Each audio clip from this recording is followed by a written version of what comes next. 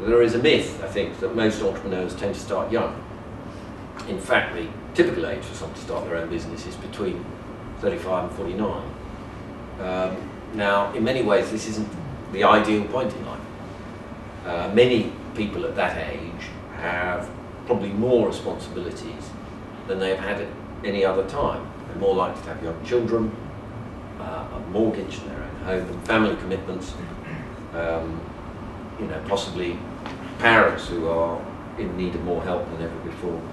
So that tends to make financial risks of starting or buying a business at that age even more intimidating than it would be at other ages.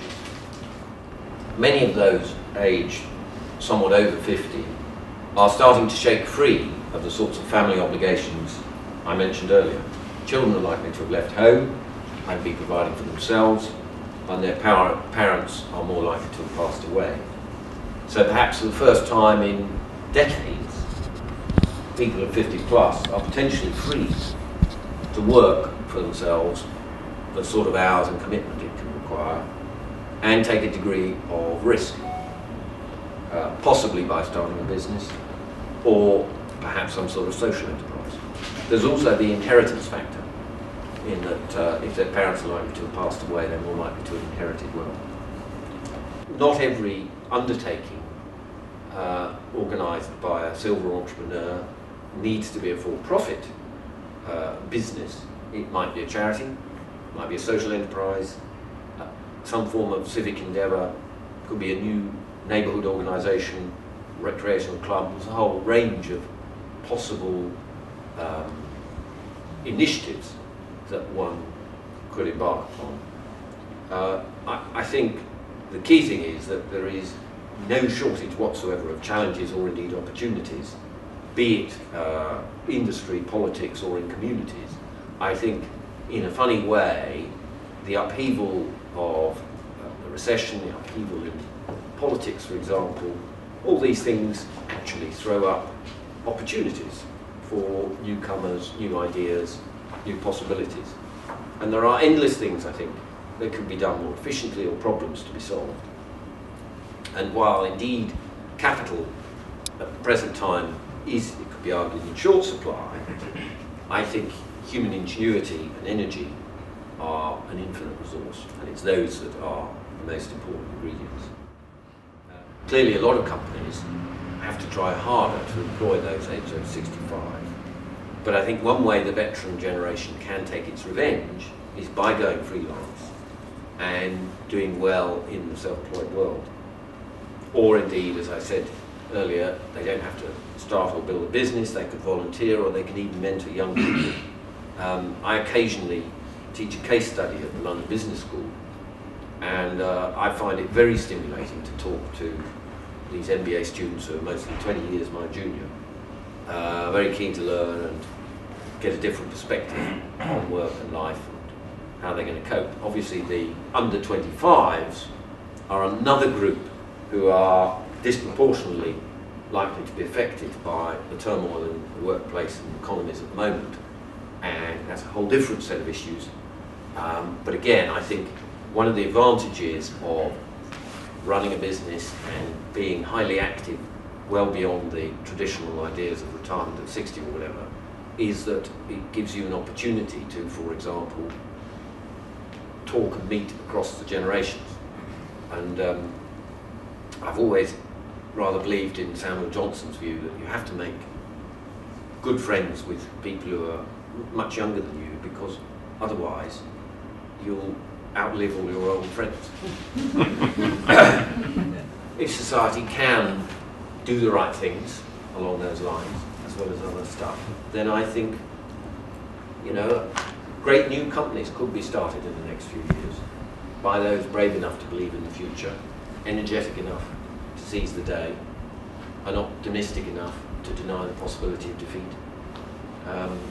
In my experience, there's never been a perfect time to start the journey of entrepreneurialism, and I don't think it matters whether you're 18 or 60, but I think that if you have the ambition and you are willing to apply the effort, then it's about people not making excuses for themselves and get out there and start battling. Thanks very much.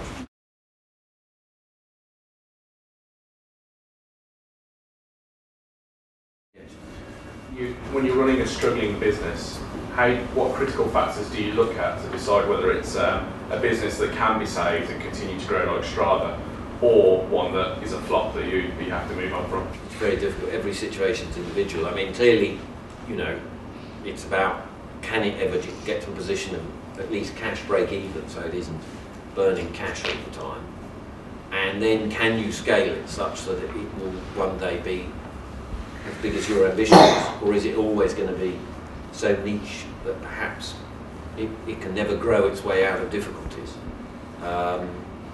And you know, those are the sorts of issues that I guess are uppermost.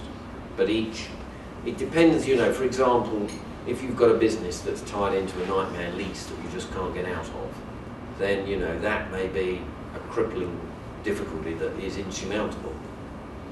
There may be others where it's simply a matter of, you know, whenever I'm involved with a restaurant business where you've got a failing branch, the first thing I look to do is to change the manager, because it's amazing how often by changing the manager in a restaurant you can see quite a remarkable turnaround, which is, relatively speaking, an easy thing to do. But if you've got fixed, immovable costs, for example, then that's more of a problem. Yes. Would you care to expand on your point of the fact that creativity and inventiveness of entrepreneurs may be kind of spiritual? Well, I simply think it's not about religion, but I think dare I say it, too many journalists, when they interview entrepreneurs or write about them, the first thing is always how much they're worth and how much money they've made. And actually, in most of my communications with entrepreneurs, that absolutely is not the prime motivation. It's about proving themselves, it's about demonstrating to themselves that they can do it, it's about conquering some imaginary task they've set themselves. I remember reading a survey once that the most common short phrase to sum up the motivations of entrepreneurs is, "I'll show them." And you know, it's about sort of proving themselves to the doubting teacher or the older brother or sister who never thought they'd amount to anything. And so I suppose I slightly exaggerate by using a word like that, but it's about a lot more than just trying to get rich or trying to get by. It's a way of life, and it's a philosophy of life, which I think for those, a lot of those who are involved with it, is irreplaceable. And invariably, if I ever meet in interview someone who has worked for themselves, I discourage them from going back into employment, and I say, look, I'm not going to employ you because this isn't really what you want to do. You know, you're obviously in between situations here.